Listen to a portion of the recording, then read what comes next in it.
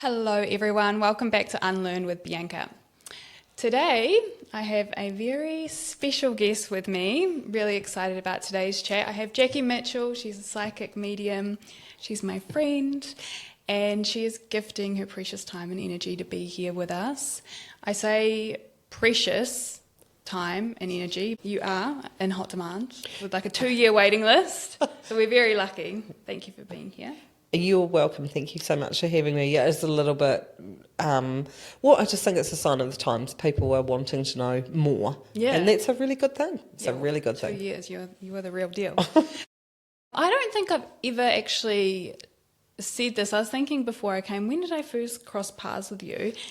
But it was actually, you may not remember, I'm not sure because I know you see so many people, but it was actually when I was 24. Okay, do you remember that? Yep. Wow, on the back of someone else's reading? It always amazes me when I remember the person that I first met versus who you've evolved into at this period of time. Oh my gosh, I yep. just thought you wouldn't have remembered. No, it's kind of the ability to track how much people's evolution in the contact over that period of time as well. And your evolution's incredible. Oh my gosh, that's crazy. Because I remember, like I'd had a few readings before, but I saw you, I wasn't meant to see you. I saw you just for about 20 minutes, I think. And I was at a crossroads at that time, very much so. Like I had so much anxiety. I didn't know my next steps with study. It was before I moved to London, and I think after that session, I was just so overwhelmed because everything you told me, I couldn't make sense of it in my own head, and for you to put it into words, I don't know, it was like a real turning point. And half the time I think that's what it is. So a lot of the communication, the way that spirit communicates, is taking processes and actually giving them a voice and putting them into words. Yeah. Because we spend a lot of time trying to wade through the clutter of our own mind. And spirit is very, very concise about going, we'll formulate it in a way. And I quite often say to people, when you're working with spirit, it is jigsaw puzzling. You're grabbing all the bits from them or someone's brain, basically, and putting it into a formula that somebody else can actually understand. And then we can process it differently. Yeah. So interpreter. It literally was that, and I just left. I remember crying in a positive way, but also I was just like, oh shit, now I have to make some changes, because you just knew exactly what I had been feeling inside. And I remember one thing from that reading, I think I was like 23, 24, you said that at 35 I would start to step into my own. Yep. And I was so young, I was like, 35, that's like 12 years away. It was just like, it felt like a lifetime away, but I think you're probably on the money because I'm 33 at the moment. Well, it's like this as well. We get very caught up on time, and in that time we're judging ourselves all the time. I should have done this, I could do this, I should do this. In reality, time is a man-made construct. It doesn't apply anyway. When your soul is ready for you to evolve to the level that you're supposed to be at, then you'll have enough wisdom at that period of time as well. And always remember, you were so gorgeous, but you were so impatient. You were like, I need to do it now. I need to know now. That had been me for most of my life. I need to know now what I need to be doing. And you were forgetting the evolution of you along the way, is that you were going to, I love what Spirit says, you were going to run, crawl, trip, fall down, get back up again, and work out just how incredibly resilient that you are, and realise that you can actually do anything. And it's only in the falling and the re-rising that we realise that we can do anything. Well, lucky I didn't know what was coming for me at that point. It's obviously, that was 10 years later we reconnected as I was navigating grief, when my mum was still here, but I was going through transitionary grief. Yep. Dealing with a lot of internal changes. I just got back from London. I was going through a break. I had the perfect storm. Yep. And you were, I can't even express how grateful I was, but just the processing of my grief, the transition of my mum, being through that, guiding me through it, and my own evolution, because I was shifting a lot internally, and it was and it still can be, but a very isolating, confusing time, shedding so many people around me as well. Absolutely. And I think quite often I sum it up this way for people when it's it can be an anticipated loss, especially if you're dealing with cancers or, degenerative illnesses.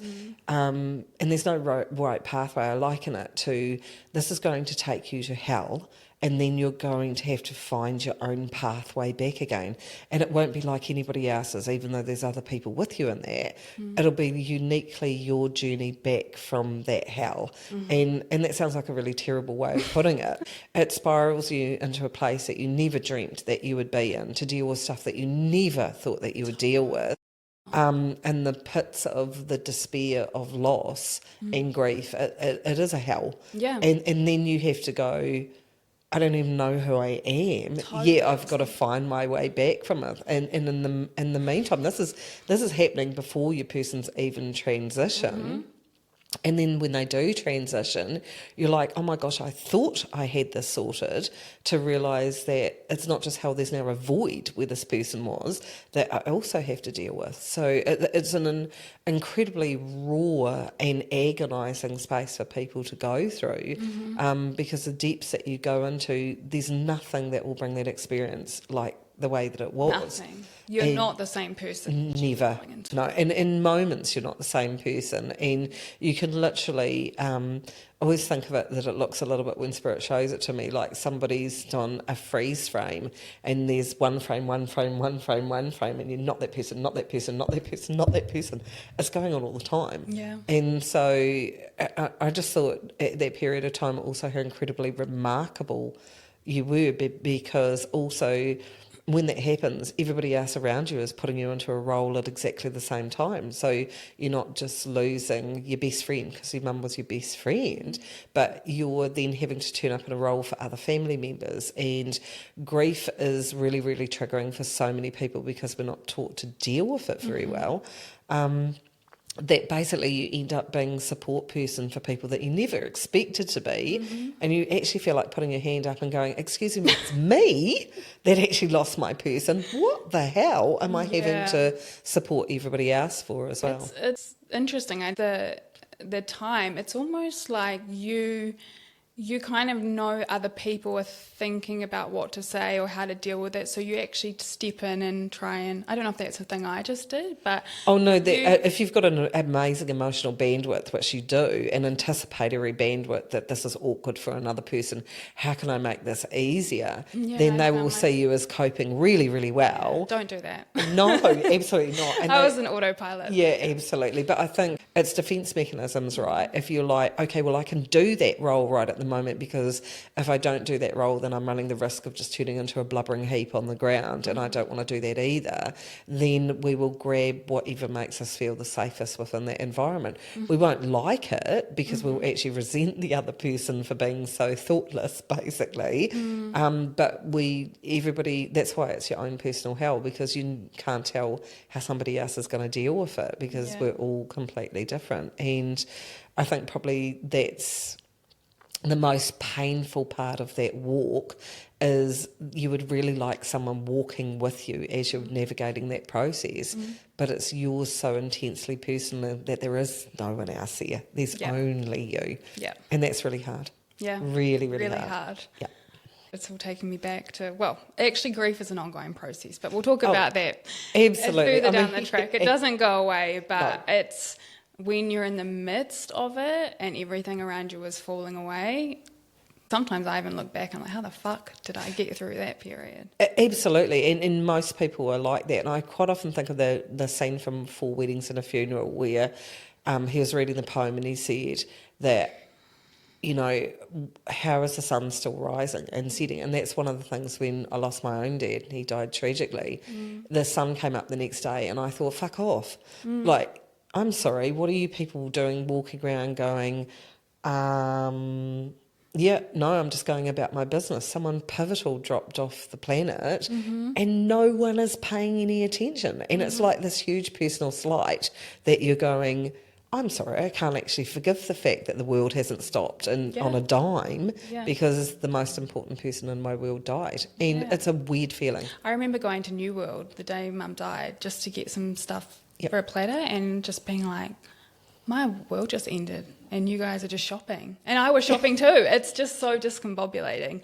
It is. But yeah, we'll circle back to that because I think a lot of people listening, if you haven't gone through grief, then unfortunately you're going to go through it at some point. Absolutely. It's the one certainty, you know, we can talk about death in politics, but the thing is no one's getting out alive. And part of the earth plane journey is to have that experience it's a complementary experience. It sounds like a weird thing to say, but the fact how much you love will be as deeply as you experience loss. And I always remember years ago I worked with a lady and she had lost her son at 19. She lost her partner to cancer. She had breast cancer, and then she lost her last remaining son in a car accident as well. And I was like, how much can a koala bear? How much can a koala bear? And she just said, like, the only way she could deal with it to go, well, you know what, I had those experiences with those and I really celebrated the experience. And I thought that's remarkable to actually get to that level where you can actually have so much loss and still look at the wonder of having been able to love those people. I'm like, God, I have a twitch after that one. Yeah. Well, I'm sure you see a lot of different. Yeah, and certainly in the area where of what we carry within ourselves after loss or the regrets that we have, the things that we wish that we had done, we certainly miss opportunities to probably deeply connect with people, and that comes up a lot, which is a main reason people want to reconnect with their people, is all the unsaid bits that we don't say. I do want to explore that. Well, before we get into that, I just want to explain why I wanted this. I wanted you on the podcast for ages, and then we decided, right, we're going to do it. And I think it's really important, like, part of this podcast is about stretching people's minds. Yep. And that's all I want really, is to have honest conversations where you're thinking about things a bit differently. So it doesn't actually matter what you believe coming into this. I just say keep an open mind. I know that we're heading into this time and space where science and spirituality are coming together. Yep. And also, I think more and more people are looking for something to connect to that's greater than themselves, especially after COVID. I don't know if you find that. I think probably like any wake-up call that we have, and particularly at a planetary level, where suddenly we're thrown into spirits calling that the divided mortality conversations, which is, oh my gosh, you know, could I possibly die because of this? Because we don't like looking at our mortality. And when we have things like pandemics, tsunamis, you know, wars, these are all things that bring up mortality for people. And we're just like, oh, could we avoid that as much as possible? No, you can't. And so it makes people a little bit open to those discussions as well. But it's certainly, I agree with Spirit, it's very much a divided camp here, because a lot of people, if you have someone that does not want to look at their own mortality, and we can see that, you know, your mum keeps coming up and going, oh me, because not wanting to look at your mortality, and that happens to a lot of people that have cancer. They do not want to have a look at the fact that they're not going to be here anymore. And I remember a really raw discussion with my neighbour who is terminal, and she said, oh, I have to live with it. Why does everybody else want to talk about it? And I said, well, maybe you should just tell them that you're dying to live when everybody else is living to die. True. Because she savours every single day that she's still here, whereas we don't when we're not looking at it. It's almost like when people want it, when they go to admit it, they feel like it's real and it's happening, but it's happening anyway. So it's absolutely. like, it's a really hard one, but that was so my mum. Yeah, she just like, gloss over the top of that. It'll be fine. I'll deal with that tomorrow. Yes. And I think I do see that a lot when people come after they've lost their person. And they might say, oh my gosh, my mum was in denial, or my dad was in denial, and we were going through the motions every day, and siblings and sons and daughters and partners can go, are we ever going to have a hard discussion? Because that person does not want to do it. They think that it's better for the people that they're leaving behind that they don't include them in that pain. However, as you know, it also creates another void when that person's gone, because all the unaddressed elephant in the room things suddenly are there. And how did you truthfully feel about that? Or how did you actually feel not having any control over the fact that you weren't going to be here anymore? Those are complex discussions that people don't like to have. And the way that my neighbour explained it, I thought it was really awesome, is she said, well, I didn't have any answers for that, so I didn't really want to have any discussions about that because I didn't know. And I'm like, but it's healthier just to say, I don't know. And then that person goes, oh, thank goodness, I'm not supposed to have the answer either. Because we're constantly going, either striving to understand, or can someone give me an answer for this as well? No, it just sucks. Yeah. It totally sucks. That's the one thing I think, aside from caring for my mum, the one thing that I'm so grateful I had the courage to do was ask some hard questions. Yep. Even though I was the forthcoming one, which I always am, which I get in trouble for all the time. There was a lot of peace from me just by, even if there wasn't a response per se that was, a lengthy one.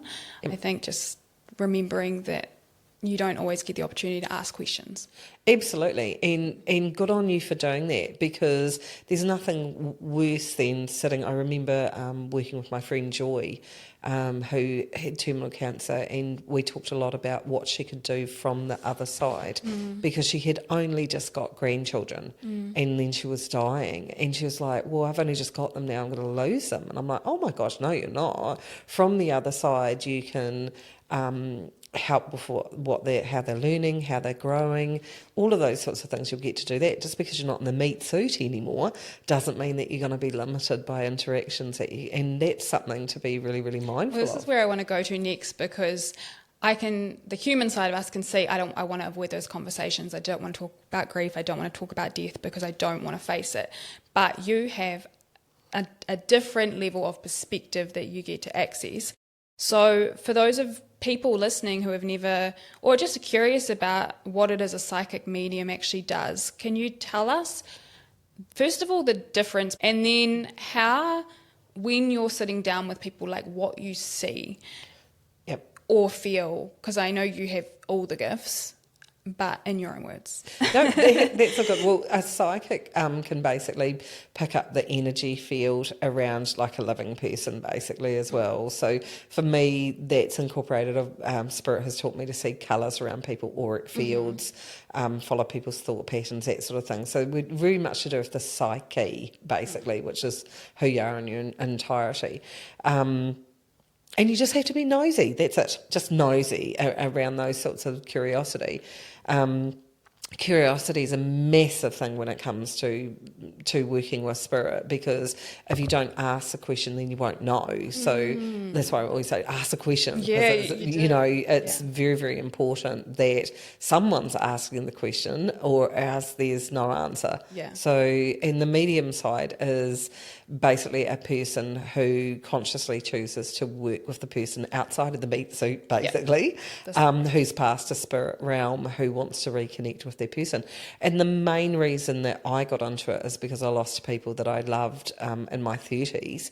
And while I'd been like this my whole life, and everyone, I want to stress that everybody has a sixth sense, everybody has a knowing. It's just deciding to work with those side of things as well. And you have to be able to trust yourself that what you get is what you needed in that moment, and that's a really big thing about it as well. But overriding, I connect because of the love that you have with that person and the love that they have for you. That's timeless, dimensionless, spaceless. It's a massive reason. Why not? So if if you're going out to the supermarket, are you seeing loved ones around, or is it something you can switch on and off? You can switch it on and off if you choose. I have a tendency to be more than mildly actually, entertained by the fact that most people are carting their spirit people around with them.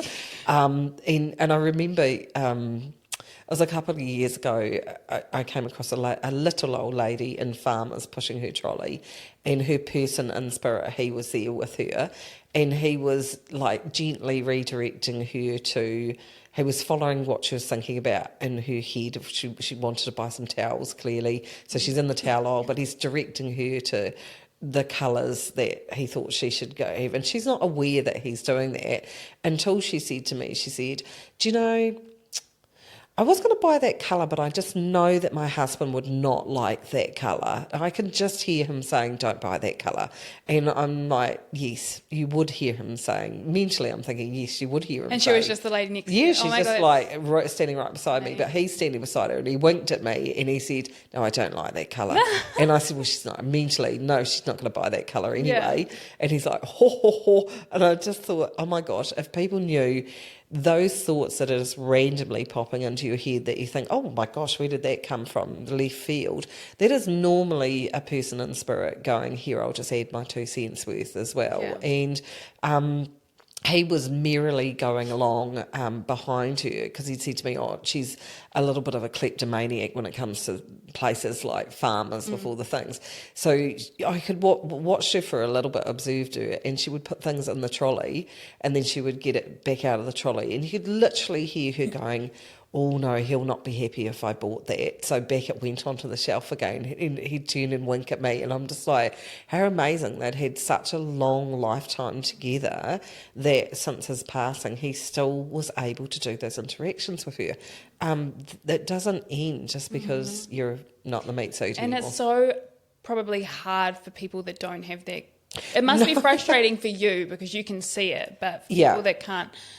Yeah, like I feel like I'm somewhere in the middle because I can feel it, not see things. Yeah, and it's very much like I've always said to people for years, like seeing is overrated. And they're like, why? And I said, well, you know, how many times do you want to jump out of your skin because somebody's just materialised right beside you? No, honestly, I know there's a TV program, I think it's Catherine Tate is a comedian, and she's always like, when every noise goes off or something jumps. And seriously, I've felt like her for years because it's just like, oh. And you said even when you were really young, didn't you? Like, yeah, really, really young. I used to run basically through my house and leap on top of the bed and then under the bedclothes because it was like, run through the gauntlet of spirit people as well, because you can shut it off. You've got to have a human life as well.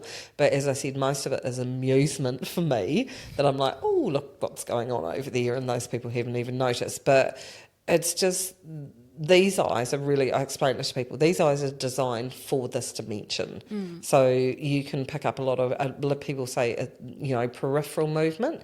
Yes, because your eyes are not focusing on something. So you'll pick up movement, flashes of light, shadows, that sort of thing, and think, oh, something moved over there. Yeah, you'll pick up peripherally that people are around as well. But why on earth do we think that we just ourselves, there's only us in this 100%. dimension? It's just like, 100%. that's a little bit flawed. And it's a very Western thing as well. Yeah, most very much so. Other cultures don't operate like No, a lot of cultures are very reverential about their past loved ones, their ancestors, and they literally include them. Here in New Zealand, our Maori people, they're very, very aware of the spiritual side of people passing. We just, I don't know why we like to close a book as Western people and go, right, mate, person's dead. We're just not going to talk about it anymore. Don't get me started on the way we grieve as my goodness. It is heart-wrenching for me because you're still, grief is a certainty or loss is a certainty along the way. There's no way we should be compartmentalising it, packing it into a little box that nobody opens up, when actually those experiences, sometimes you need someone just to go, do you know, that absolutely sucks. I've had an experience and it'll be completely different from yours, but you're not alone in that because it feels so isolating and so lonely. So yeah, it's basically, I always remember I'd jokingly say to the kids, because a local fish and chip shop when the kids were little, they were about 8 and 10, I think it was. The fish and chip, the little lovely Asian fish and chip shop owner, his dad died. And so the next time I went in for fish and chips, the dad was there. And he's like, oh, you need to talk to my son. And I'm like, absolutely not. Yeah, what do you do in those positions? I'll never be able to buy fish and chips here again. So you can't actually, you have to use a level of discernment as well, because one thing that I had happened to me is I was left, I went to a reader, I desperately wanted to know, even though I knew Dad was okay, desperately wanted to know he was okay. And on leaving that reading, I was completely overwhelmed by grief. There's no way I should have been driving or any of that. And I thought, right, if I ever look at doing this, I will make sure that people are actually cushioned in grief, that they're okay before they actually leave. And well, you can't be 100% responsible for people all the time. You can literally be aware that grief is incapacitating at times as well. So kind of try and have a rule a little bit that don't go to a reader until 6 months after your person has passed.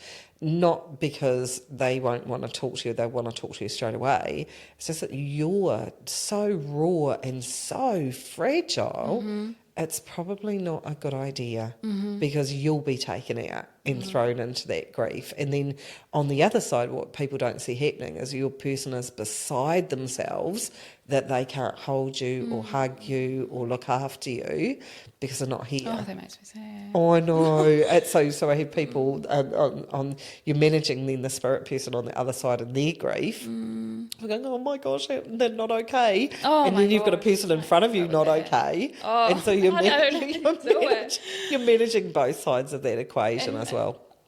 Just a few more questions around that. Like, do people always come through? Like, is it easier when people are open or in the depths of their grief, or does it just depend on who comes through? Because you haven't missed, when you've talked to me, I've had multiple, a friend that passed. So no one, it's not dictated by you're going to sit in front of a reader and there's only going to be one person there. Basically, for everyone that you've met over your entire lifetime, there's this cool movie called The 7 People That I Meet on the Way to Heaven. But the movie actually says no one will be a coincidence that you've met. They've all shaped and formed your life. So you could have a school friend pop up or... what I had the other day, we couldn't work out who she was, and then it turned out that she was a neighbour that leaned over the fence and talked for 48 years sort of thing. So she'd come in to say hello. It's a little bit about just whoever really wants to talk and whatever they want to convey. If it's awkward situations, so maybe you might have had a person that left who was very difficult in this lifetime, they can rock up and want to apologise. There are some rules on the other side that literally as part of my understanding, I usually check in to see whether the person is wanting to actually talk to that person, because yes, they can turn up on the other side and have looked at their life path and gone, oh my God, I should have done some things differently. But you've also got to look after the person that's sitting right in front of you that maybe goes, I couldn't stand my dad, my mum, my auntie, whatever. They might not want to talk to them, and you literally have to say, no, I'm going to surrender to whoever's supposed to come through. I try and set the intention, could I please speak to the person that my person is most wanting to connect to, but the personalities remain the same. If you've got a bossy auntie that talked over everyone, she's still a bossy auntie. So they still keep their same personality. And what are they doing over there? Well, it's... Never really asked you these questions. Yeah, well, look at them. Well, it's got as my dad used to say, I'm not floating around on a cloud. It's literally they can take roles. A lot of it falls into soul evolution. What do you want to... What's the next level up now that they've had the meat suit experience? Do they want to actually help you or stay with you? So if we come back to saying, why is your mum still around you? Well, she's got a vested interest in you, of who you are as a person, who you're evolving into, family dynamics, extended family dynamics. Sorting out my relationship. Yeah, she's absolutely. She's just like, I'm in there like Flynn. So she's just basically in the oversee position. Now, she chose that as she left to go into what I call the guardian position for you, which is to go, okay, well, I can't be there with you, but I can look after you. So that's part of her role as well. So she's making me laugh at the moment. She's just like, so I'm in your wardrobe, I'm looking at what you're doing. She's not looking at too much. They do have a tendency to go, they do use levels of discernment, but they still want to know what you're doing and what you're up to. And you'll notice that if you go to a reader that does connect you, they'll go, well, I've got this person here. Your mum, every time your mum turns up or makes me think I need to get in contact with you, she shows me her beautiful nails. So she had a real thing about being immaculate. Well, I remember the first time you said that before, like the first time you connected with my mum, and that was the first thing you said, and I was like, that's 100% my mum, because she would not go anywhere without her nails done and her lippy on. She's really gorgeous, and she does always show it to me. Like today, she's got a lovely pink on, so she must have favoured pinks. Yeah. And so it just makes me laugh, and she's not got a hair out of place today as well. So she's dressed up to the nines. So I'm sure there'll be some people listening that know my mum. They'll be like, oh my god, that's 100%. She's just really gorgeous, and she's glam. She's a very animated person when she talks as well. So she's just really lovely. But she's making me laugh because she's just like, sometimes she's like, she's telling me that she's your chief motivator sometimes, because she sees you going, I can't really be bothered. Oh, so she's in there, poke, prod. That's her. Yeah, that's her that's doing it. So the roles that we can take can be really subtle, but they can be very annoying at exactly the same time as well. But she touches your hair a lot. So when they like touching us, we don't feel it like someone touching us, but it can be a feeling like, is there a fly on my hair? That is your mum that actually does that quite a bit as well. So you just think there's something on my hair. No, there is a subtle way that mum has of touching your hair. But I had a lot of signs early on, and that was another question I sort of had around spirit. Do they give you signs early on when you really need them, or is it more that you become accustomed to not having them there and you just don't notice the signs? I think probably like there's two answers to that. It depends on the person. Your mum was a highly spiritual person as well. I mean, she's one of my clients. So, you know, she's really beautiful in her understanding that, her certainty that there would be something that she was going to. And then equally her certainty was, I will let you know that I'm going to be okay. And so, I told her when she was here. Absolutely. So she's just like, I will do that. So she's very good with songs and lyrics, which is an easy formula for them to use, right? Because in the levels of distraction, then sometimes you can be somewhere like even in the supermarket, and all of a sudden the lyrics on the loudspeaker just get really loud, and you're just like, oh wow, how did I heard it as background noise, and all of a sudden I heard that lyric, and you're just like, oh, that's for me. So that's what happens. And people go, oh, that's just coincidental. Okay then, if you want to believe that, because for the person that's looking for the sign from their person, they're going to get it anyway. You know, and people might say, oh, there was a feather that turned up out of nowhere, or, you know, I just was waking up and I was sad and I felt someone hug me. We literally, they are interacting. It's our levels of what we will accept as well.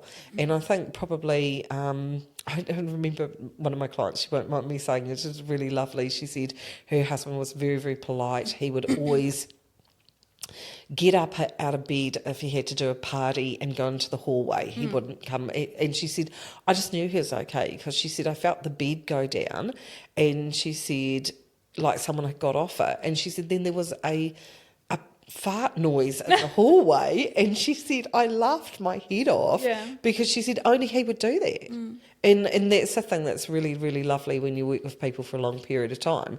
You actually hear the types of things that they will actually say, that they'll go, look, that was so unique that I knew that was my person, because only they would do that. So they will use whatever tool they possibly can to get you to see that it was a sign from them as well. And it might be, people say, you know, I had one the other day, and she said her dad had this blackbird that he was fed on his lawn. And she said, well, it was really weird. She said, I had a blackbird come up to the door, the glass door, and go tap, tap, tap on my glass door. And I'm like, I've never had a bird do that before. And she said, it just made me think of Dad's blackbird. And I'm like, well, yeah, by association, right? It's like, I will utilise your bit of Play-Doh to give you any jigsaw puzzling, remember? I'll give you any piece of jigsaw puzzle piece that will make you actually think of me, and therefore you've connected with me. So they do that all the time. We just get really busy with life, because the thing is with grief, and people carry a lot of grief with a lot of grief, they carry a lot of guilt. They're going, oh my gosh, I didn't think of my person today. Well, you're still living you're meant to still live, Yeah. and you're not meant to be caught in a loop cycle where you're so stuck in I'm going to call it the cruelty of grief, because it feels really cruel. You're not supposed to be stuck in it every day. Is that kind of in-between feeling when you feel guilt if you haven't thought about them and you think, oh man, was that even part of my life? But then you've got to carry on with your life. And Absolutely. it's a weird place to be. It is a weird place, because people always say to me, if they've lost this person, they go, how long am I going to feel like this for? And I'm like, okay, well, if you want an honest answer, probably you're going to have grief for the whole rest of your life for them. But between 1 and 5 years, you're probably going to feel this way, because there's distinct stages to grief. Yeah. There is that absolute, complete and utter disbelief initially that your person's not here anymore, and that's in year 1. And then in year 2, you're looking around going, everybody else has kind of moved on. I think year 2 is actually harder. Year 2 is 'cause it sinks horrific, in. because you're still feeling the absolute pinch of the person not being here, but the world has turned and people have moved on. They've stopped checking in as much. They've stopped saying, are you okay? And you're just like, oh my gosh, has everybody forgotten that this amazing person passed? And you're just getting your head around it, because don't forget, year 1 is complete and utter denial or disbelief that the person's not here anymore. Then year 2, you're actually processing. In year 3, you're processing even more. That's got a level of acceptance to it, but you still don't want that acceptance either, because you're just like, oh my gosh, like this isn't fair either. And that's when you're starting to have the realisations that there's more gaps in between you thinking about your person, and then you can feel really guilty, because like, oh, I haven't reached out to them, or they haven't reached out to me. It's But such a wild ride. it is, but in reality, it's just is what's meant to happen, because you're not meant to stay static in the awfulness of grief. It's soul destroying to stay there. So You must see some really see people's energy shift after you connect with them. If they've lost someone in a really horrific way and they haven't seen anyone to connect to their person on the other side. I think you talked about COVID, and I think in COVID nearly broke my heart, because they did things medically that I just did not agree with, in terms of I'm sorry, you can't go and see your elderly mother, father, aunt, whatever, because of COVID restrictions. And so I had a lot of people that had the awfulness of a lack of closure by not being able to say goodbye to their person. And that was horrific, because not getting goodbyes is one of the main reasons people will come if you've lost someone tragically, or you haven't been there while that person transitioned. Now, people will sneak off. So you might have someone who's passing of illness, and the family, they go, oh, well, they seem a little bit stable, and then the family goes home to have a shower or whatever, and that person leaves, basically, and people go, oh, they left and I wasn't there. They just didn't want you to... No, they didn't want you. They didn't want you to suffer. They were staying for you. So while you took a break, they took a break. They left, and... you even let them down by that happening. That's basically the person who's transitioning going, phew, you've taken the pressure off me staying, and you've taken the pressure off yourself, and I'll just Sneak exit out quickly sneak out while you're not looking, so that you don't have to suffer anymore. So I understand the reasoning for doing that, but the person that is devastated that they went home to have a shower for 5 minutes, and then their person transitioned, that's actually really hard for them. They carry a lot of guilt that they weren't there. Death is not the process half the time that they portray in a movie. We don't exit half the time very politely. No. Human bodies are noisy. Yeah. They Google. We do a lot of involuntary actions, and we can also sit up sharply, fall down sharply, choke. There's a lot of things, and I'm not saying that happens to everyone, but I have a lot of shocked clients too, who come to find out if their person has actually found peace, because they've actually been left traumatised by the actual death process as well. And nothing really prepares you for that, really. It's a little bit of a messy process. It's a little bit like birth. It's the other end of the equation. Yeah, so birth is messy, and departing at times can be messy. And You know, I remember my uncle when he was passing, he had lung cancer, and my dad was already on the other side. He said asbestos poisoning, and it had gravitated. And he said, "Is there an easy way to exit?" And I'm, absolutely. When you're transitioning, and you can start to see everybody down around you in the room, because people turn up and wait for other people, so like family members, which is really friends. beautiful. Grandparents, great grandparents. So There's it's like no time. a reunion party. Oh my gosh, it's a party-arty. It Is is such a it? party-arty. Yep, absolutely. It's like, woohoo. I used to, I was just finished with the story. Like, my uncle, he said to me, well, what do I do? And I said, well, ask Dad, when you're ready to go, ask Dad to take your hand and pull you to the other side. Yeah. And my auntie rang me and she said, we just got him in the hospice. He'd been there for an hour and he just left.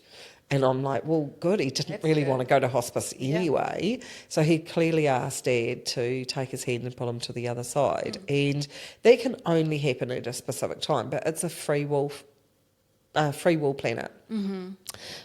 You basically transition when you're due to transition. So you can say to someone, it's okay for you to go now, but they'll go when they're ready to go, not when we would like them to go, to make it nice and tidy for us. It doesn't work that way as well. But I used to jump to the in-between, I call it, the space between our world and the spirit world. Yeah. And it's a little bit like Grand Central Station. And I remember being in there, and this gorgeous, an angel brought in this little old lady, and she'd been in hospital because she had the hospital gown on.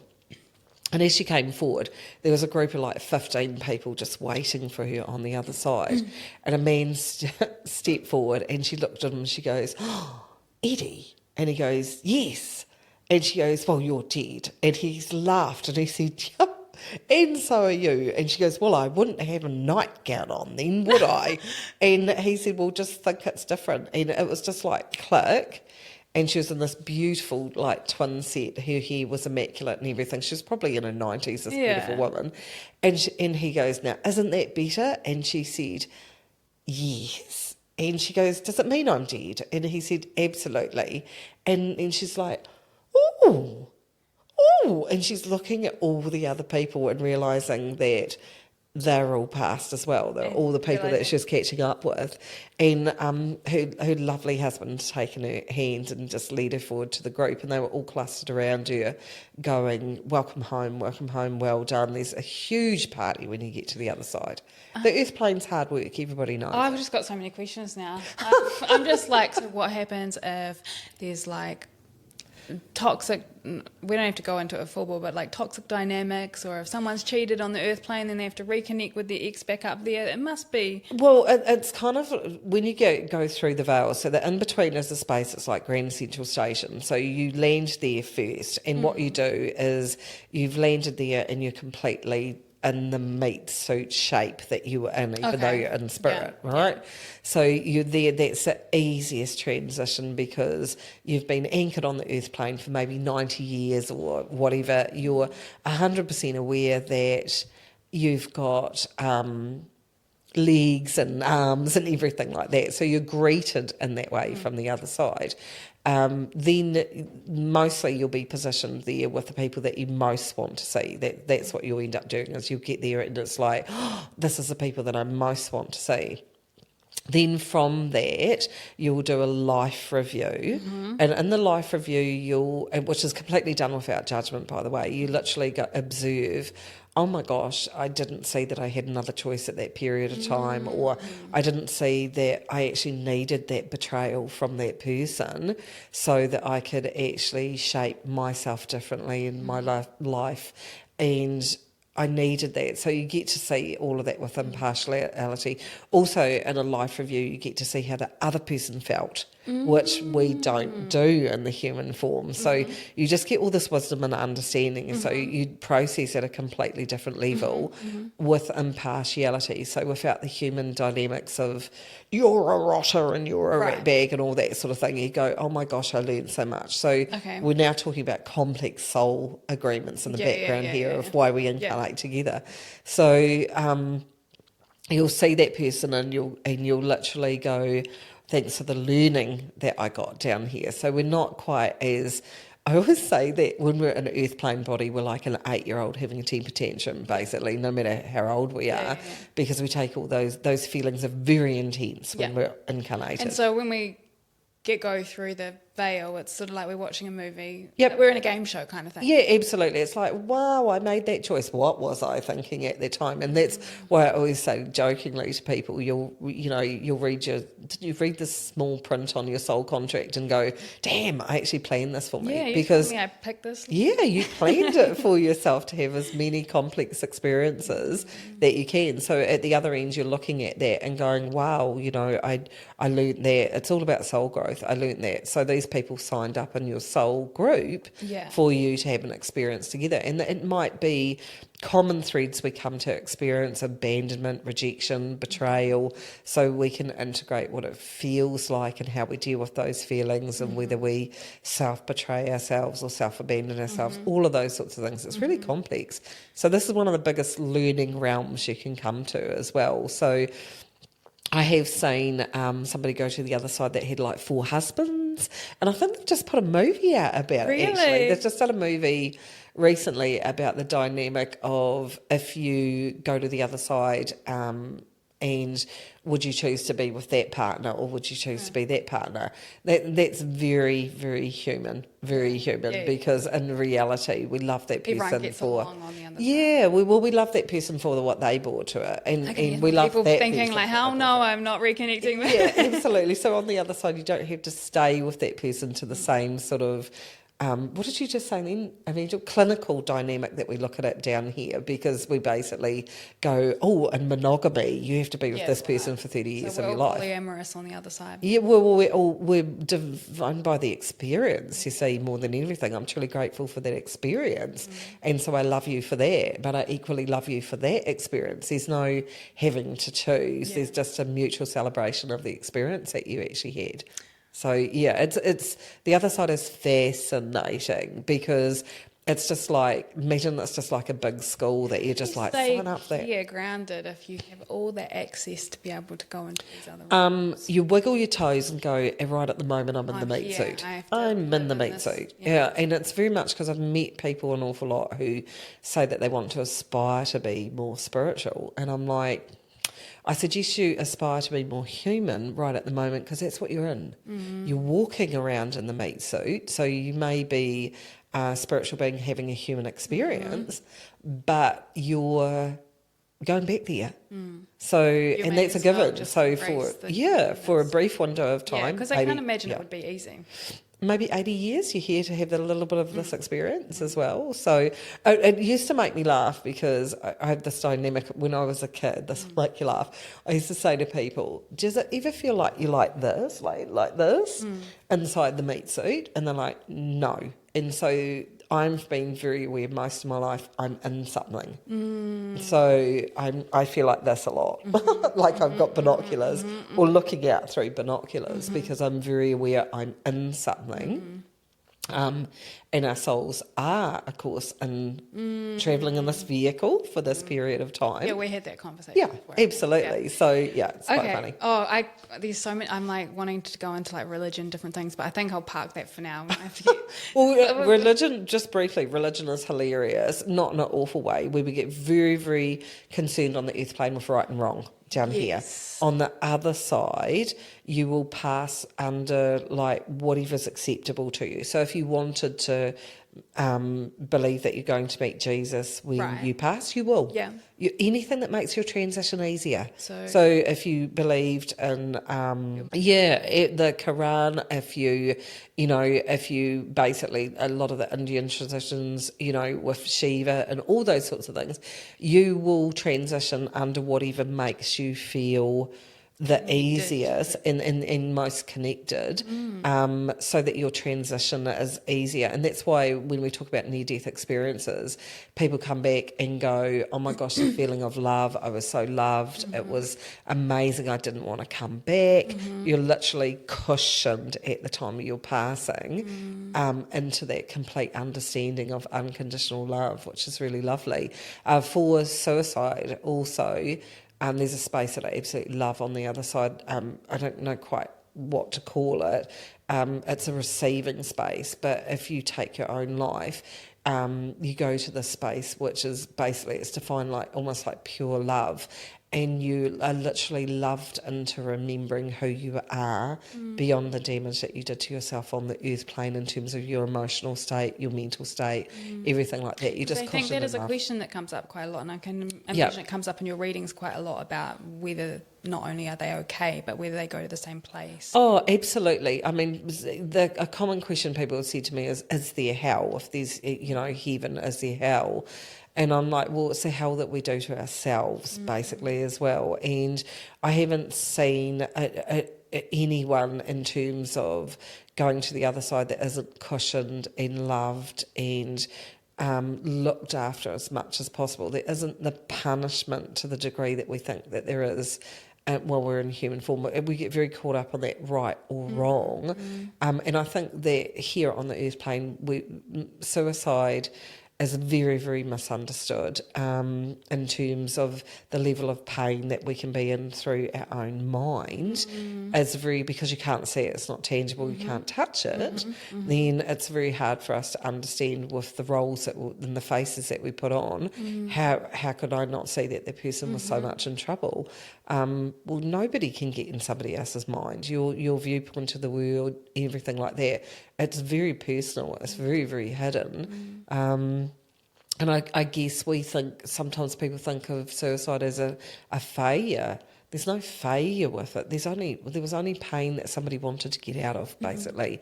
And people quite often say to me, but I should have. You could do should have, could have, would haves over anything, and it's not going to change anything at all. The best thing you can possibly do is put your hand on your heart and go, I tried my very best, but I wasn't expecting to know everything about everyone, because you can't. You literally can't. So they're simply loved into the remembering who they are on the other side. That's beautiful. It's such a beautiful space. It's beautiful. There's also on the other side, one of my favourite places to go to, I don't know if I've told you that, is a hall of prayers. No. So people still pray, which I didn't really realise. And it comes in it looks like silver mercury as it comes in. It kind of goes into a big pot. When we pray down here? Yeah, when we pray, it comes off because our thoughts all come out as basically tangible energy. So when we pray, it comes off as tangible. It looks like mercury, comes off as these lovely bubbles. And it kind of goes into that. So it could be, I pray that my person gets well from the operation that they're going to have. Off it goes into mercury, into a big pot. And it goes back out the other side as gold. It looks incredible. So it comes back out as a bubble and returns to that person as faith and hope. And then it comes back to the person who prayed. They get the I feel good because I sent that prayer, and then it goes to the person who's receiving it as well. I love that space. The prayers coming in and the prayers being answered going out. They're just sometimes not in the formula that we think it should be, but they're not received, transmuted, and sent back. Yes. Here. Well, there was another question. I knew if I asked friends what they want to hear, I'd get a million questions fired at me. So I asked one person, and she brought up a good point. She's like, I would love to see a psychic, and I believe in them, but I'm worried that if they say something, I'm going to hold on to that thing and then almost not plan my life by it, but it won't leave me, and I'll be really attached to that information. Yep. Good or bad. Good, bad, or indifferent. So the question really is do you see us having free will, or is it more there are things that are going to come in on our pathway? We've kind of had this conversation. I think you see a few different things and a bit of both. So, yeah, how does that work? Because I'm sure lots of people are wondering that. I think it's because a lot of people can say, that person left their husband because a psychic told them to do it. Okay then. But, at the end of the day, the reason that person went to the psychic is because they had a niggle that they weren't happy, and it's a permissive state, right? So quite often we're all children in the meat suit. We're waiting for someone else to give us approval that it's okay to do this. True. And so if you don't want to take accountability, then by all means, the psychic told me to do it. Yeah. What are you doing? You're only not taking accountability for a decision that you'd already made, that the psychic had picked it up because it was really important to you. I think that's why we're scared of going. Yeah, absolutely. I mean, I have a rule with upstairs, with spirit, that I will not tell you anything that you cannot deal with. So that's not anything bad. I also have a rule, I won't talk about exit points, which is where people die. You planned it yourself. It's got nothing to do with me. So at the end of the day, you don't need to know that. It's actually funny things happens. I get a mental image of Jack Nicholson out of A Few Good Men going, you can't handle the truth. No, they can't, because it will niggle away at them exactly like what your friend's talking about. Nocebo effect when we kind of... Oh, look, I remember my sister got caught on this. I really felt for her. She went and saw a psychic when she was about 18 years old, and the psychic said to her, your dad won't make 60.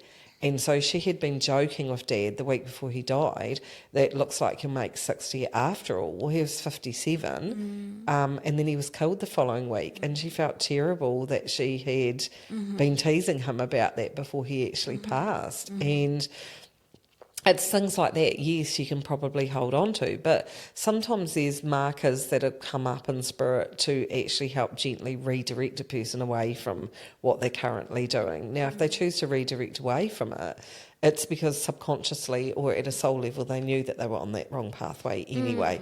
Most people already know. The highlighters, they're going to talk to you about things that are going on in your life anyway. So you already know. Isn't suddenly, right, you're going to move to Argentina and become a belly dancer. That person will go, what? No, I'm not. Because, what if it's like, you're going to meet that person in 5 years, and then you're like, oh shit, no, I have to hang out. Well, the thing is that normally when, I'll let Spirit answer that. Normally don't do details like me. Yeah, well, normally when they say something like that as well, is that they're trying to help that person remove themselves away from an instantaneous gratification and attachment. And so they're going, okay, well, we'll give you... Okay, thank you. And that also will give you a timeline because you asked for a timeline, but also there's a lot of flexible free will parameters within that time frame as well, because you base it when your internal energy matches where you're supposed to be, you'll have that connection basically. That's the way. So if you delayed it by 7 years, even though a psychic said 5 years, it was because your own evolution didn't get to that point until you were ready to get to that point. What's destined for you will never ever pass you by. It's just that you are the person that's driving the whole experience at that period of time. So you see like the highest timeline of that person, but ultimately they still have their choices. There might be some things that are set in stone, but there's other things that absolutely. So the way it looks to me is like a weaving tapestry. That's what it looks like. So when I'm working with someone, I'm actually working in what Spirit calls the threads of probability. So within the threads of probability in a tapestry of lives, you have probably like an 80% chance of going down that pathway, and over here are the rest of your threads, which might be your 20% markers, right? And so I'm going, show me the thread that's probably the most probable outcome as well, realising that at any point in time, because of free will, you can jump off that thread and go to one of these lesser threads, which might take you on a little bit of a scenic route, but you'll still come back to your main thread of probability, basically. And the threads of probability are really like marker points that says this is what your soul is wanting to achieve at that period of time as well. But for every choice, there's another choice. There's no wrong. There's only experiential choices. So, you can derail it.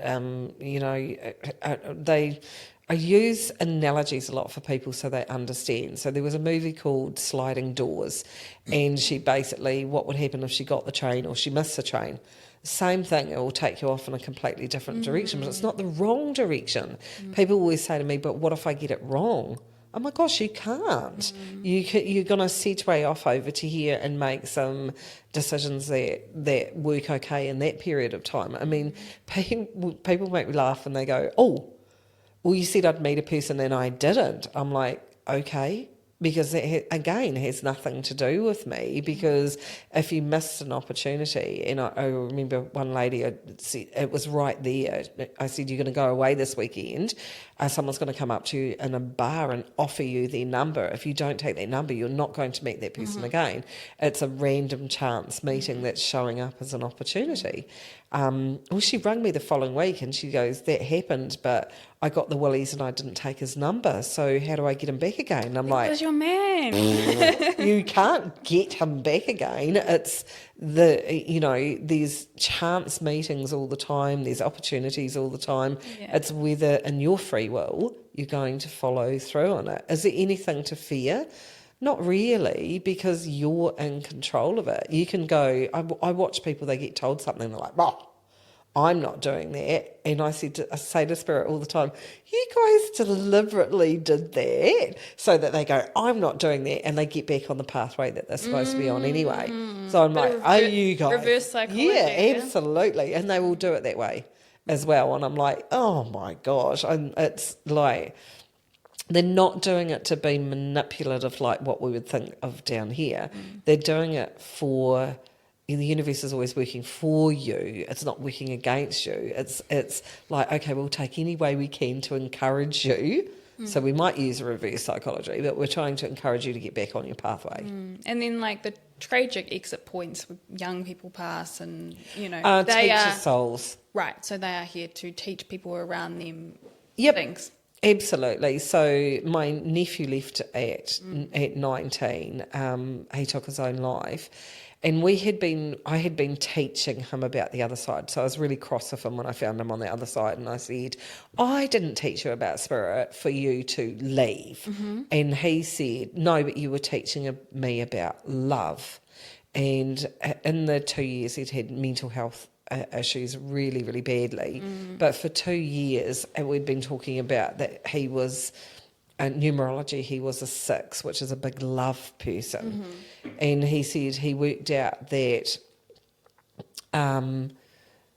he could teach them more about love by not being here than he could still persisting. So for 2 years he'd told them how much he loved them and everything like that. So gone from being estranged to being back in the world, and talking about how much he loved them as well. And then he left with that. And yeah, I don't think he saw it as any other way, but did he teach everybody as he left? 100%. So they normally are teaching so much as they leave. Because again, that grief that cracks you wide open and you look at it differently. There's evolution that comes instantaneously through losing people. So, Okay, well, I think you answered that question. We have free choice realm, but also things that we will not miss. No, absolutely. Pivotal things that you've planned on your soul pathway, you're not going to miss. And every soul has a specific thing they need to do down here. Things. It's very, very complex. Okay. So, yeah, you might come to experience... all my life questions in one. Well, you might come to experience abandonment, rejection, betrayal, grief, success, all sorts of things depending on what you factored in as well. And then in your soul group that you've teamed up to do it with, because no one's a coincidence, then you'll go, okay, I came to accomplish this with you. Now, if that person does not remember or isn't activated into their own soul learning at that period of time, then there's another opportunity that'll cycle round in a different way, shape or format. But the subtlety that goes on in soul level learning is extreme. So we can go, how you're doing something and you make a phone call to a girlfriend and that girlfriend doesn't respond the way that you want them to, and you just think in that moment, do you know what, I think I've learned enough from this, I'm not having a conversation about this again. You just did a soul marker. You just passed a soul marker that said you made a decision in yourself that you're not going to have a conversation about this ever again. That was one of them. That was one of your soul contracts with yourself, is to have that realisation. So it's very, very subtle. And so people go, I was supposed to come down here and heal this relationship with this person, and we can all say that we've been there and done that. But in reality, it's a free choice realm. If that person doesn't activate at their soul level to say, yes, we can sort this out, then you won't. Doesn't matter. You might try it again another lifetime. But we get very caught up that the other person hasn't got on board with where we're supposed to be. They just didn't. So move forward, refocus on yourself and keep going. Otherwise, you're going to get caught in a loop cycle that says, a karmic loop cycle, I'm going to be angry forever because that person didn't wake up or didn't realise what they were supposed to do. You gave it a chance. That's it. That was all that was ever expected. There is no... We're very black and white down here that... particularly with relationships, like you're supposed to be the best dad ever and for the whole of my life, and then you go, oh, dad just turned into a completely different person and went off and did something different, or mum went off and did something different. Yeah, they were supposed to. They had their own individual soul pathway contract with themselves that had nothing to do with you. Human beings expect everything to be stable, static, non-changing. You're actually on my next point, because I want to talk about relationships. I do want to talk about just the general times we live in, but we'll go relationships first. So with that static, non-changing, I was going to ask, what have we got wrong about, not wrong about relationships, but where do we need to change collectively with relationships? Because we both know lots of things, and lots of things are sort of collapsing at the moment, and I think people don't, with this whole emphasis on setting boundaries and protecting your peace, and then it's like, yeah, but should I be connecting with them because they're part of my family? And then there's the relationship stuff of I'm growing, they're not growing at the same rate. I just think there's lots going on. Oh, there's a huge amount. We're basically coming out of, like, I'm going to encapsulate it as saying like a 300-year programming that says in relationships you should be joined at the hip with this person for your entire life. So it could be an intimate relationship or a familial relationship, on the basis that they're your family, so you should tolerate everything that they're going to do and put up with it. No. So we basically, the collective consciousness is finishing off that energy, and it's meant to, because it's actually love is sacrifice. So if you loved me in codependent relationships, if you loved me, you'd do everything for me. Well, that's very controlling. So we're ending up controlling situations, and we're coming into the new energy, which is kind of a lead by example energy in reciprocal relationships. The whole of the planet has to change, because in our relationships, we're failing at those relationships because it's so controlling. There's no room for you in that relationship. There's only room for what you do for another person. So, of course, people are feeling the collective change, and they're literally, relationships are falling over left, right and centre right at the moment, familial ones, intimate ones. You've learned enough. You've simply learned enough. How do you know when a relationship is no longer meant to be? When there's things happening within the relationship that insult your soul. That's the best way of saying it. So if there's a part of you that goes, and we're very good with external projections within relationships. We forget that we're mirroring each other in relationships mostly. And so we can go, I don't want to be with this person anymore because they're doing that to me. Well, nobody does. They can do something, they can have an affair, they can betray you, whatever, but in reality you might have been betraying yourself because you weren't happy, you were staying there anyway, and then you get ticky because the other person's made a faster move than what you have. I don't think so. So really every action is a mirror to look and see what we are wanting. Yeah, absolutely. So the universe is responding all the time, and we're just players really in the play of our own life. But what we're not kind of figuring out is the person that you got together with when you were 19 is not going to be the person the next week or the next week or the next week. We're in a constant state of evolution. So to say that there's only one person that you're going to be with for your entire life is a little bit limiting because you don't know who you're going to evolve into, and you're going to change over your entire lifetime.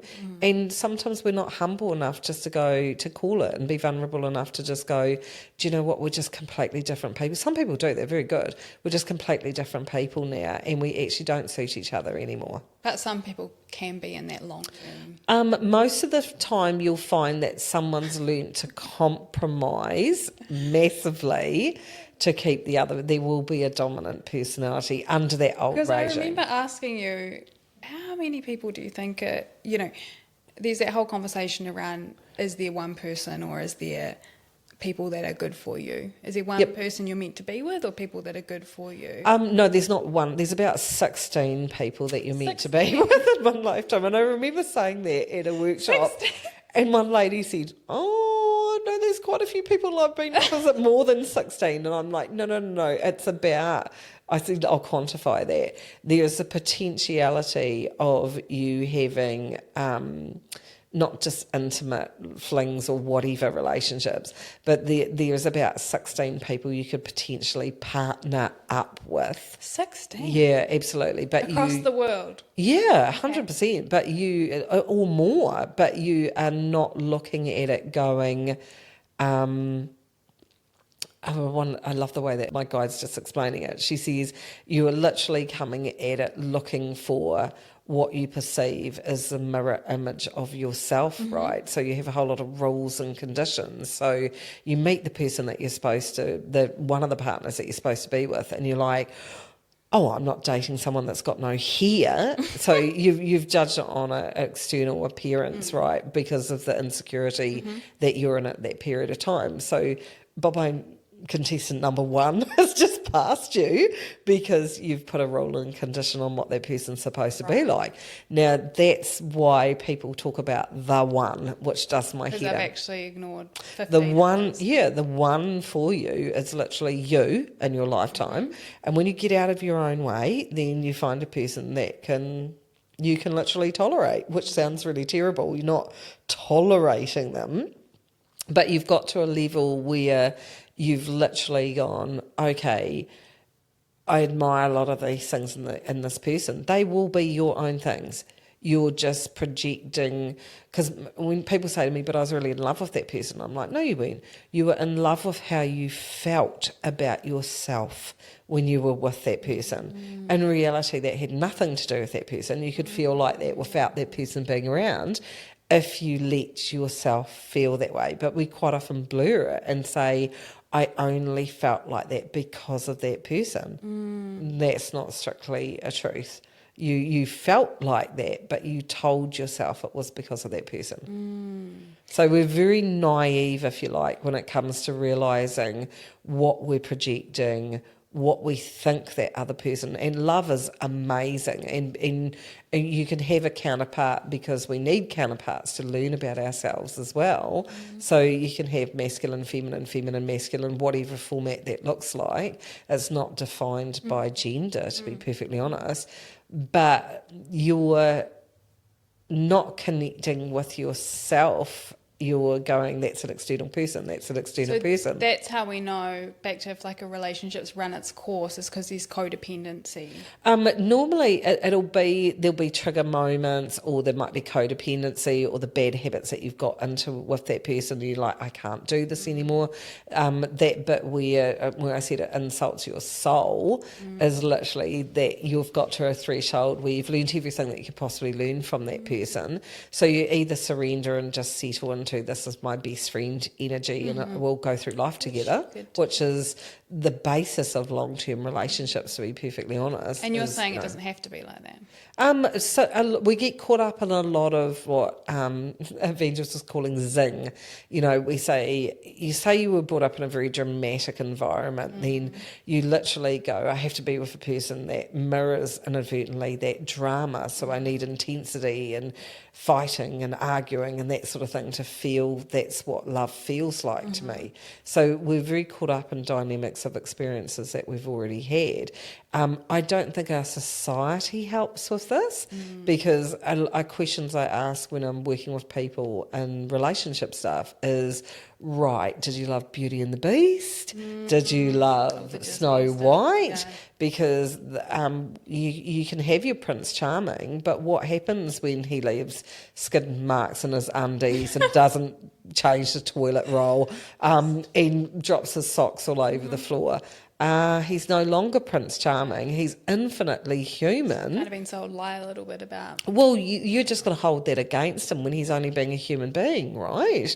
So what makes me laugh is our ability to create an illusional character that we want our person to be, and they get mortified that they're a human, and we're going they, when in reality you might have run round after him and picked up all his socks and changed the loo roll, and he's just gone, oh, I thought she was happy doing that, because you kept doing it. And you didn't say anything. Because that's also something as women we can practice, is actually speaking up, isn't it? Hugely. I mean, a lot of our programming as feminine has been to keep we're natural nurturers usually, but we've been programmed by our parents, female and grandmothers, to look after our masculine as well. And our masculines only do one or two things. You're either the mother and the counsellor, and I feel a lot of women cringe when I do that, or you're the lover and the best friend. Now, if you're the lover and your best friend, you go, oh my God, pick your own shit up. I'm not doing it for you. So, and then you don't worry about it.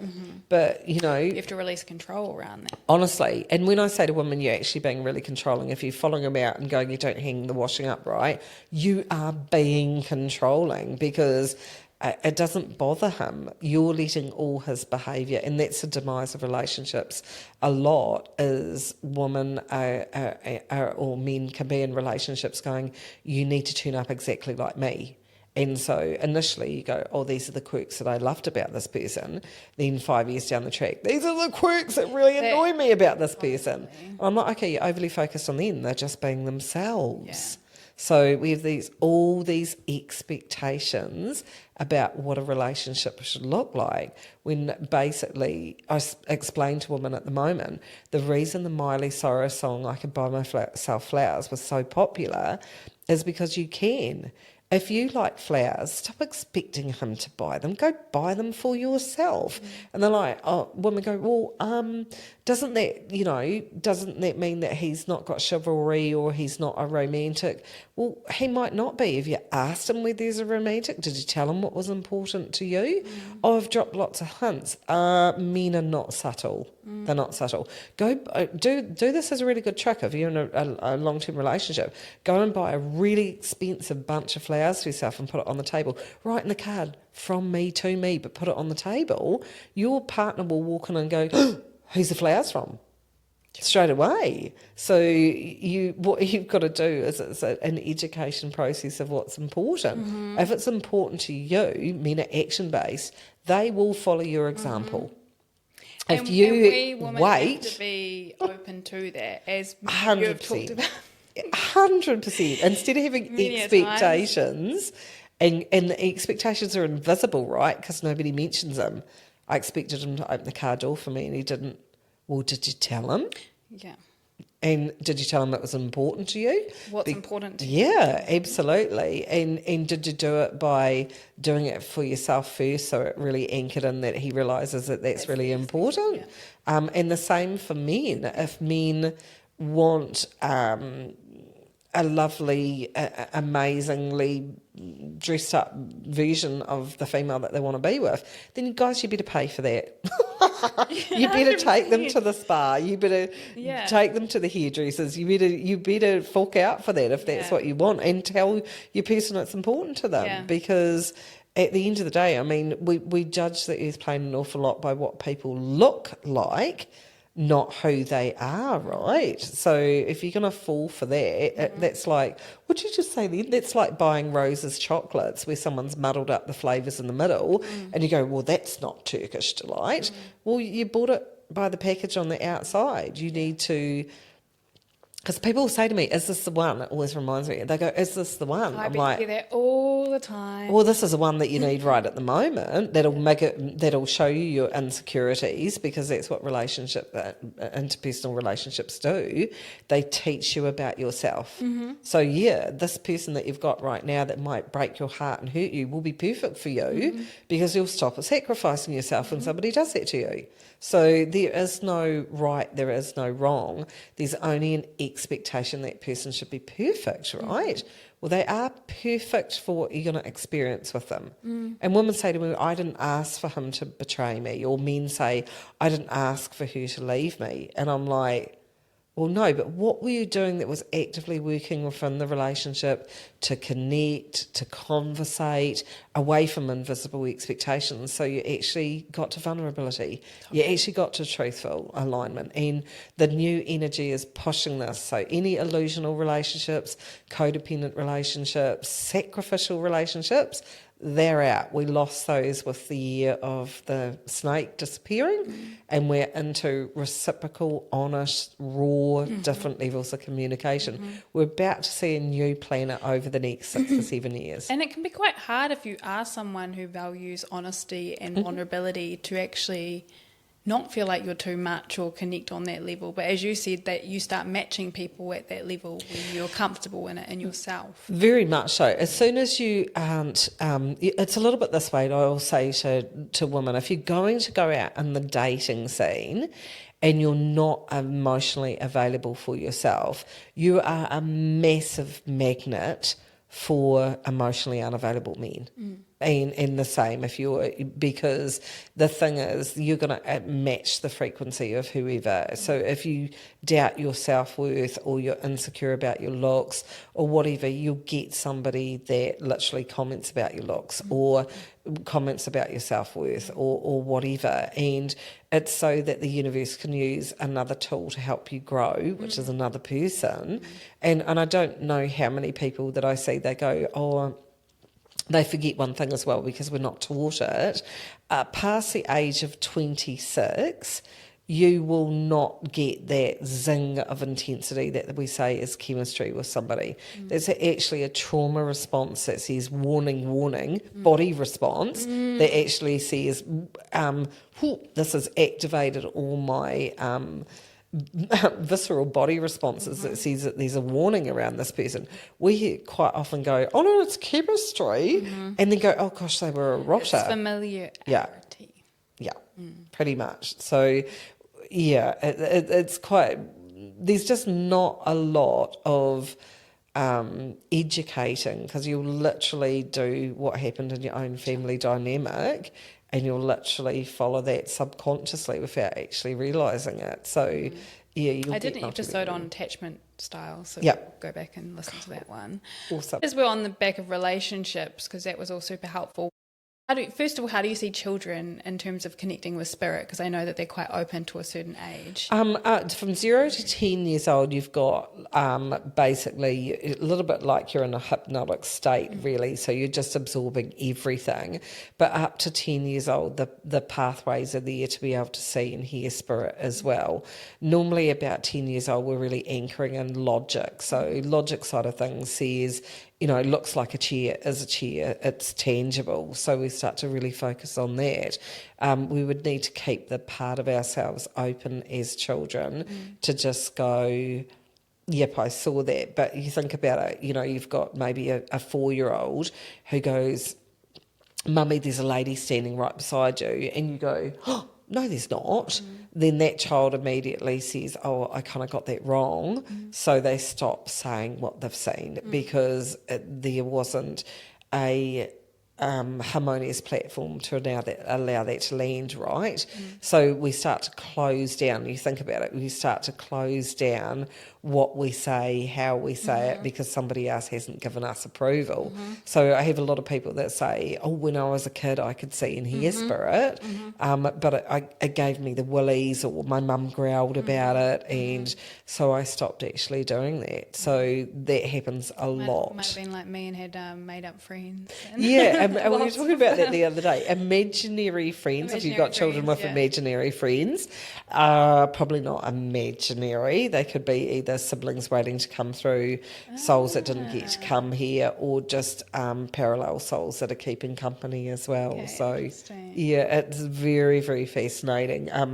Family dynamics, when souls incarnate into your family, you choose your parents for the learning that they will bring you. I know I've said that to my two a couple of times. Well, you chose me, it's on you. For the learning that they will bring to you, as well as part of your life experiences as well.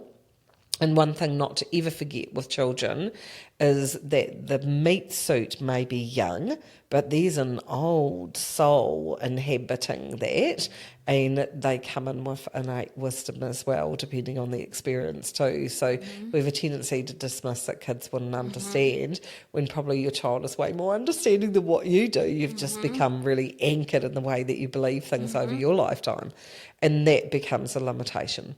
And the neurodivergence is also sort of partly, because it seems to be quite common, but I'm like, is it because people are getting diagnosed more, or is it because spiritually? I think in this, like the constant evolution of humanity, to be perfectly honest, and I can't explain it to people this way. Look, years ago when I was working with spirit and I was trained, like came through the era, where Doris Stokes was really amazing, and the lady that trained me, she could do ectoplasm. So literally ectoplasm would come off her and form into like roses and that sort of thing. And I said to spirit, ectoplasm is basically like the energy that comes off you forming into an actual matter and actually becoming a tangible thing. She could do things like that. It was incredible. But, like the knocking and the tapping and everything like that. And I said to Spirit, why did you stop that? And they said, well, we were coming into an age where there was, computer-generated graphics and all of those sort of things, but also humanity became more cerebral. So we became more curious about our minds. We had Carl Jung come through. We had started to look at the psychology of human beings and all those sort of things. So we're changing and evolving. So as we're going forward, if you think that generationally we can only change platforms and change limitations through the kids that are starting to come through, well, they belong to the future. And then the future and the new energy that we're going forward, there's a lot more reciprocal energy, being more open to different things, neurodivergency, that's all part of it. We're going beyond limited thinking into bigger platforms of capacity for emotionalism. Now, the ADHD, autistic side of things, the kids are really in touch with their emotions, and we're going into more emotional platforms to do with on the earth plane, the rawness, the honesty, the expression of emotional states, whereas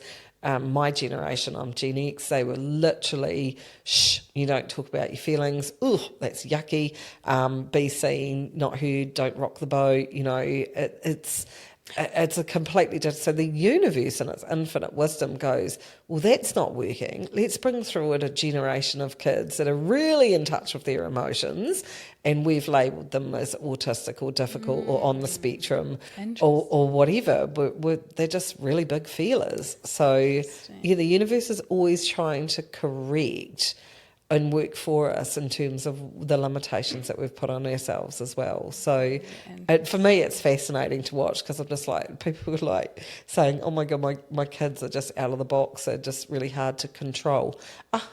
Yeah.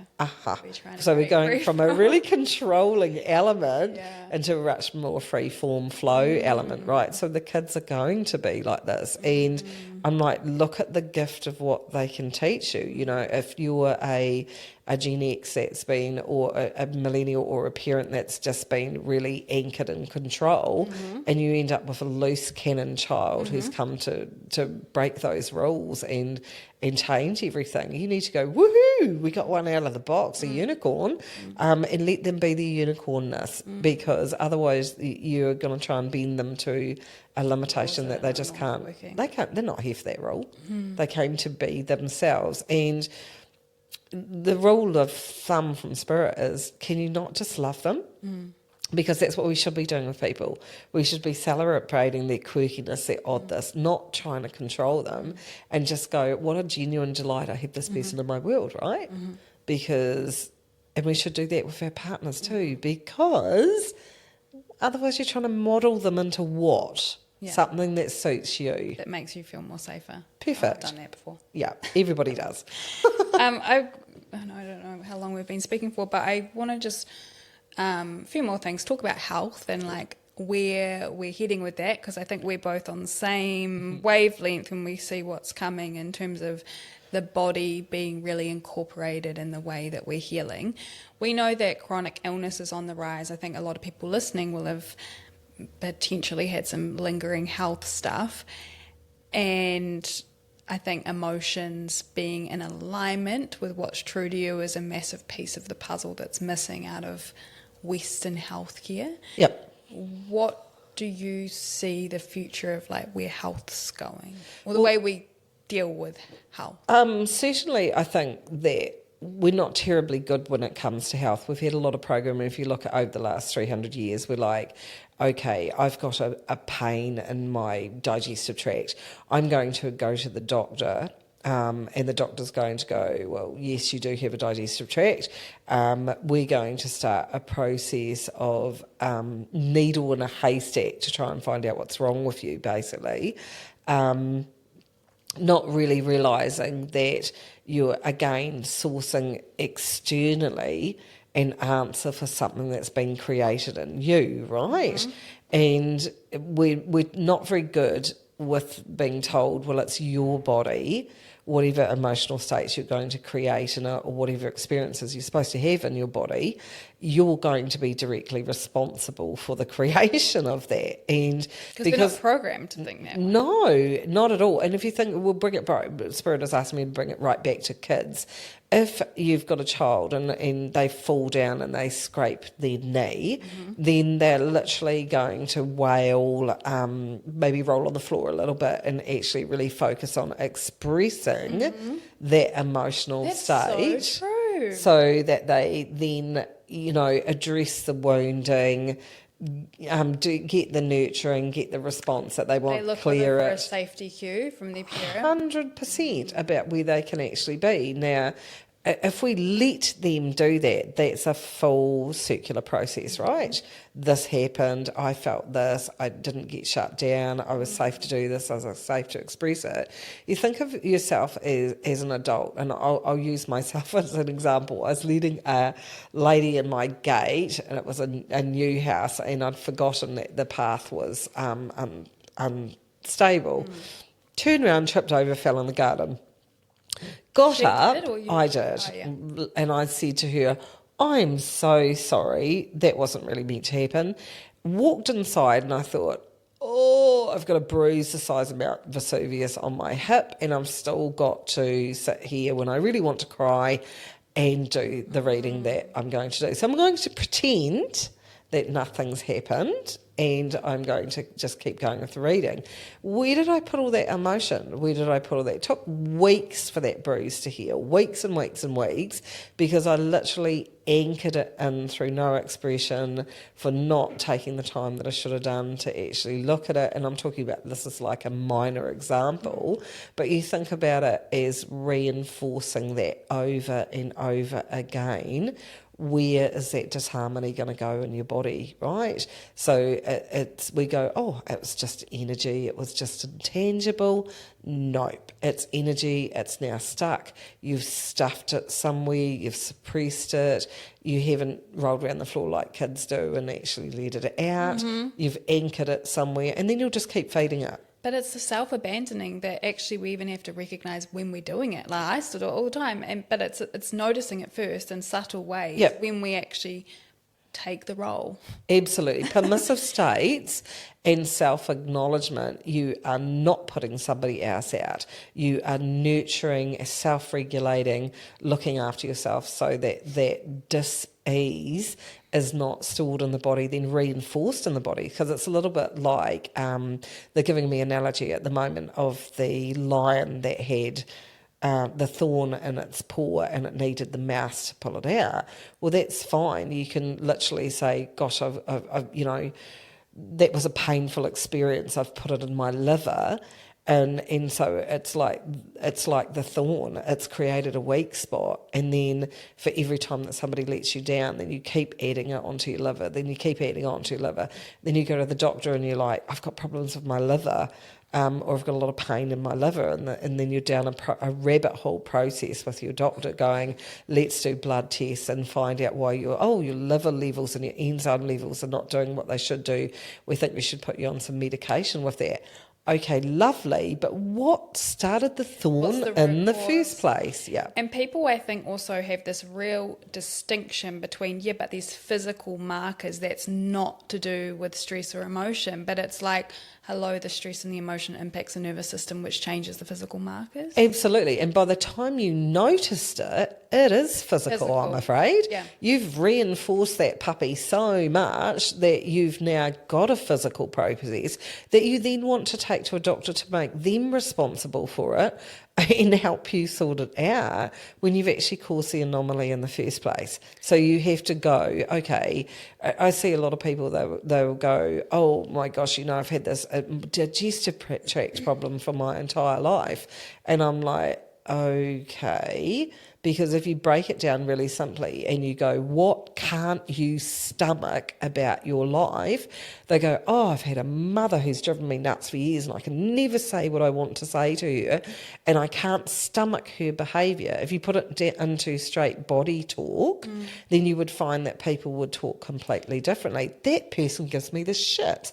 That person pisses me off. They're in my bladder. There is, if you made it that basic, that sounds terrible, but you're literally going to say that some of the slang terminologies that we use are actually way more telling about what you've actually done as well. Why do you have breast cancer? You'll probably find that you were not nurtured or looked after properly in that dynamic which enables you to regulate your feminine emotions, or you've lodged it in your uterus and you've got endometriosis.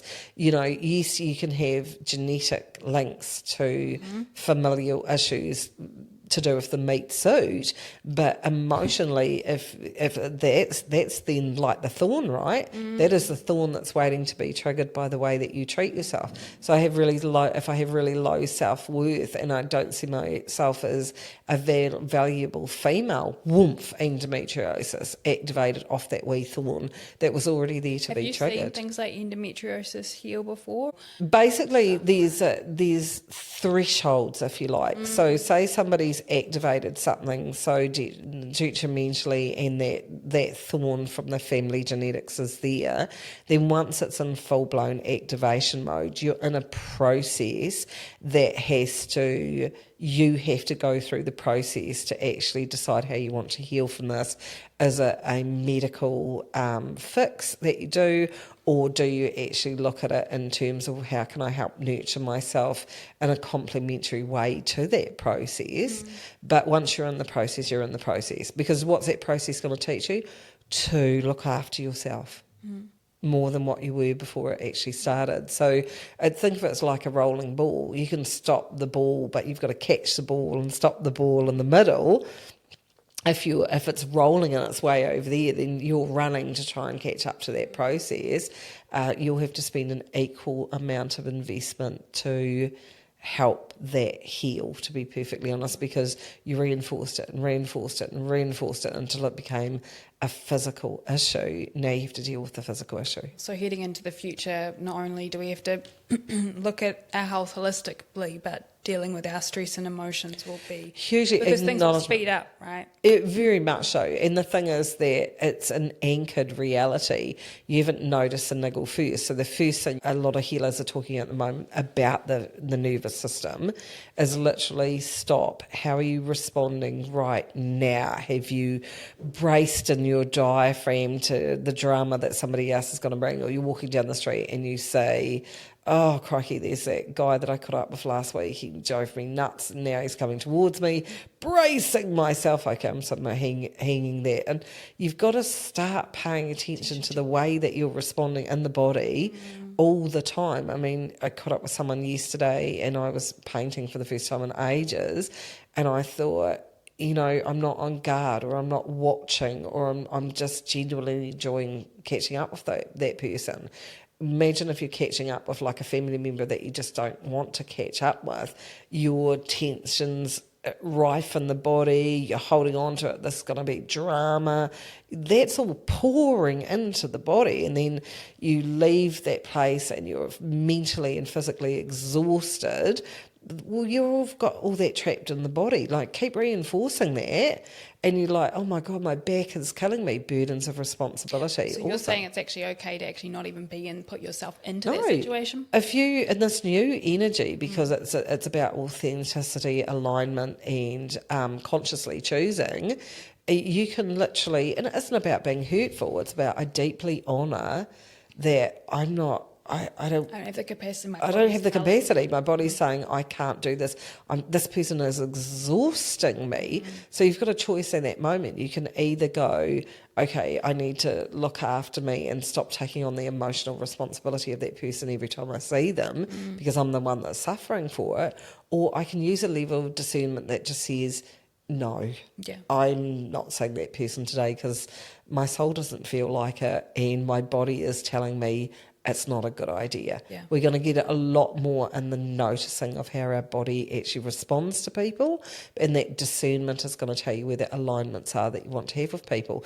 Not letting anybody down. You're letting yourself down if you're going and spending a whole afternoon with your toxic family members that you just can't stand and telling yourself that you're a good person for doing it, while then you're basically going to the doctor and they're going, well, you actually have... you actually have an anomaly in your bladder because you're so pissed off that you spend time with these people that your bladder's gone out. Because bladder is pee. It's literally, as I said, terrible slangs, but your bowel is other people's crap, holding it into there. Your bladder is how many situations piss you off, basically, because basically it generates pee. Yeah. Biz, if you like. It's just, I get the giggles about it because I can't take anything that too seriously. I'm just like, how are we not being educated that this is a pocket, and whatever disharmony energy that you're putting into it is like that little thorn you've just planted something that's just going to keep almost like adhering until you've got something in your body, and then you have to go, now I have to look at it. Now I have to look after myself, when you actually should have been looking after yourself in the first place. These poor people on the podcast get that every single week. But good to know. You're your own. You're the centre of your universe, and you're your own problem in the nicest possible way. Am I the drama? Yes, you are. You are the drama.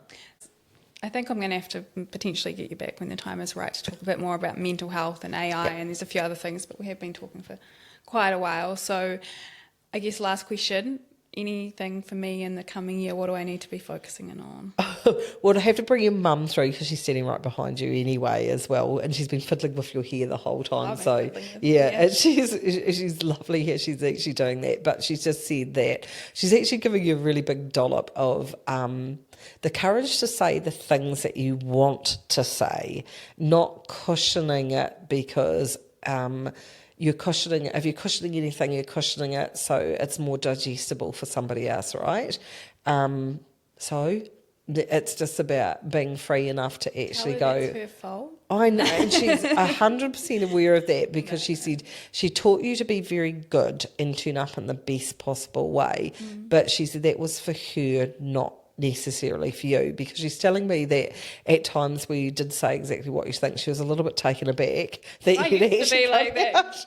say it, and she'd be like, oh, where did you come from? She always had admiration for your sass, she's just telling me, but she wanted to both encourage it, but she had the willies with it at exactly the same time, so it was a very she's a little bit conflict avoidance. Yeah, a little very bit much so. Annoying when I. And she said that you did like to poke the bear, so you did like to just kind of reiterate that. A little bit challenging. And she said that she goes, bring that formula to the whole of your life. Yeah. Because she said you're thinking too much rather than just going, stuff it, I just want to do it anyway and I don't care about the consequences. Yeah. She said you can't get anything wrong, but she said there's people for you to meet, places for you to go and things for you to experience if you just change that little bit of formula. Yeah. And I'm like, how cool, it's not much. Yeah. So she's like, she's playing me that Wilson Phillips song, break free from those chains. And I'm just like, yep, don't be thinking of the impact of anything that you do for anybody. Just do it because you want to do it. Yeah, and I said that on the last episode, just the threads of responsibility. Yep. I can easily step into other people's shoes.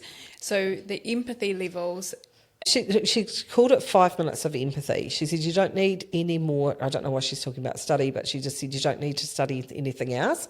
You have enough information with the gentle wisdom that you have stored in you to be able to grab that empathy for 5 minutes of empathy, she says, and go, okay, but none of that's mine. And she said sometimes the truth is, she's showing me you're about 12 years old and you're arguing with her on something and she's taken aback by it, but she's literally says sometimes you need to be that black and white like you were at 12 years old with some of your clients to go, actually, I'm not cushioning this. You are causing this problem, and how you can stop causing this problem is by stop doing this. And she said, remember, at 12 years old, you were so sure that you were right. So she said that you can gift that back to you because most of the time that you are.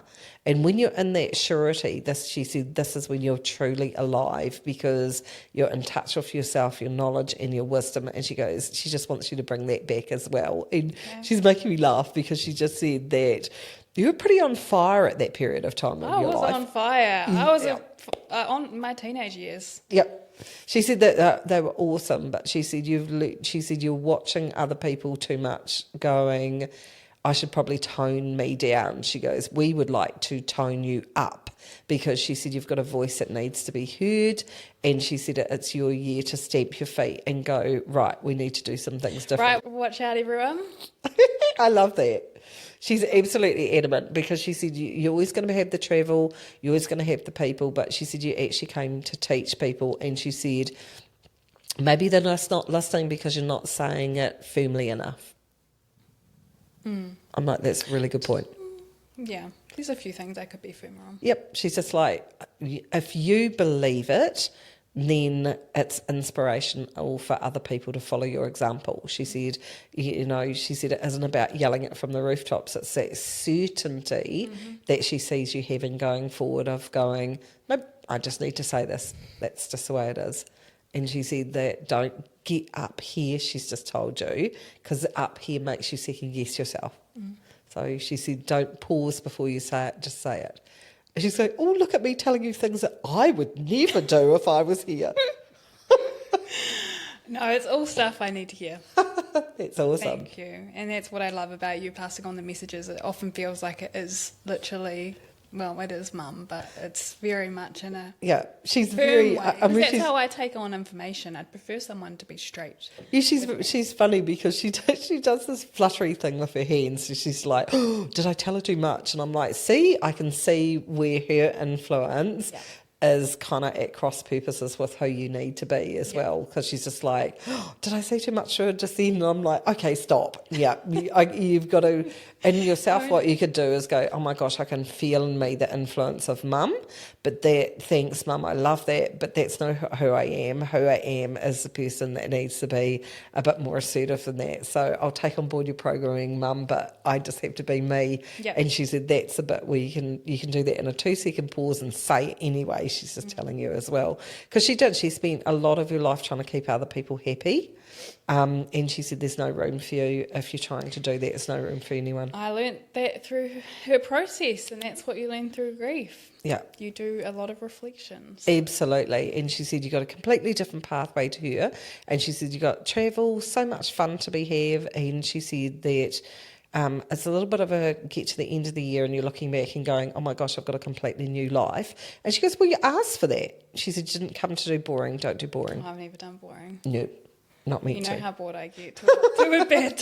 She goes, just don't rush the process. Some things are supposed to be savoured as well, because she's like, she always saw you as your little was like, what's this, what's this, what's this, what's this?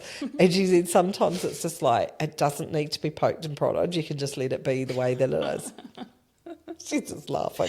What, you mean I had lots of questions? Yeah, she said you're always a why child. She's showing me you're probably about 4 years old, and it's really cute. You're just like bent over on the pavement, and you're looking at like I think it's a little tiny snail or something that you're looking at. And she said she loves your amazing curiosity that you've had right from the time that you were little. But she said sometimes use the discernment to say, does this really need to be poked and prodded, or can I just actually go, it is what it is? Because she said it's finding the paradoxical balance between those two things and being okay with it either way. Yes, I can poke that. No, I can leave that alone, and parking yourself in between those two things. She said that stop fighting with yourself about that because you're going, I either have to do that or do that. You don't. You can actually do both. I'm like... Message delivered and heard. That's so awesome. That completely fits. Thank you so much. You're welcome. I so appreciate you, Jackie. I don't know what I would have done without you for the last few years. So I'm so grateful for you being in my world as well. I've met some incredible, amazing people, and I am in awe of your journey as well. And it's just such an honour to be able to bring your mum forward for you as well, because she's such a sweetie. And she's laughing. She has her own little bossy tendencies at times. So it's a win-win situation. So thank you for having me here today. Thank you for spreading all your wisdom. I'm sure everyone's got something new to think about. That's awesome. Thank you. Thank you.